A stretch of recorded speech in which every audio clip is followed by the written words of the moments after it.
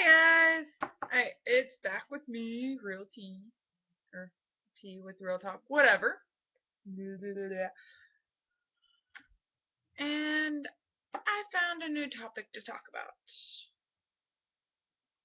Teen parents.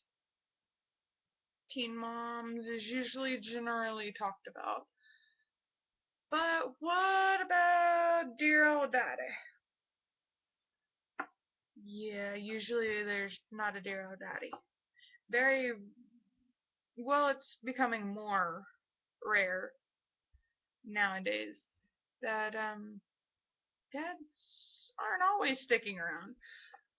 But it is still even more rare that girls are vamoosing, which is really, really sad because where are the mothering instincts that you're supposed to get when you get pregnant and you have this little life inside of you growing, a part of you, and you have no instincts to it because you don't even want the kid.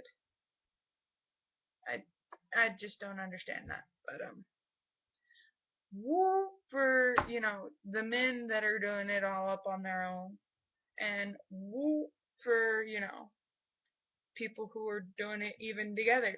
Y'all are taking responsibility for what you did. So, yeah, good for y'all. Anyways, back to the general topic of teen moms. Yeah, I have bad glare on my glasses. Like that fixes it anyways.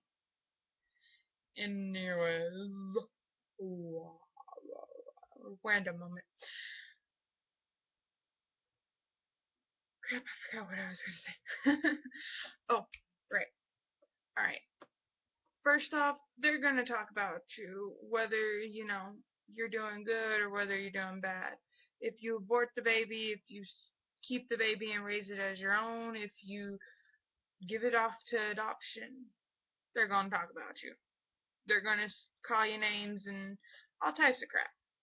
Which I've known people who were virgins, had sex one time, and all of a sudden was, pregnant and was called all types of names that she was nowhere near at all. Like, she'd been with this one dude for years and she gives it up once and she's pregnant. She took care of the kid. She's taking care of the kid. And I mean, doesn't make her anything but a good person because she's taking care of what she did. She laid down, she had sex, she's taking care of it.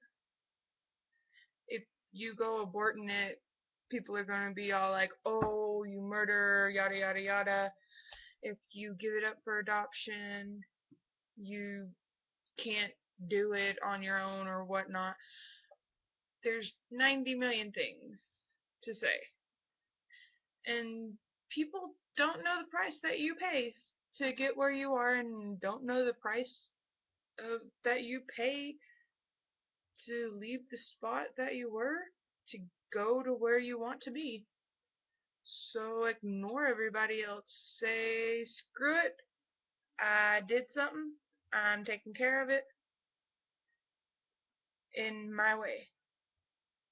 Whether it's to abort the baby because you know that you will not be able to properly be able to support that kid or properly be able to live and be able to support yourself and that child. Because you do have to think about yourself. I mean, you get this like one tiny percent by yourself. Tiny, tiny, tiny percent. 99% is for the kid. That's how it works. But you get that 1%. That one. Now, me personally, I don't have a kid. I haven't had sex, so you kind of have to have that to have a kid. But overall, my opinion ain't gonna change on that.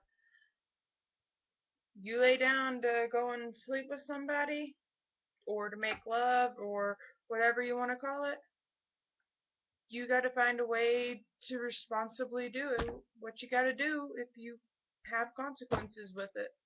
Now, I don't like calling the kid a consequence or something like that, but I mean, how it's generally looked at.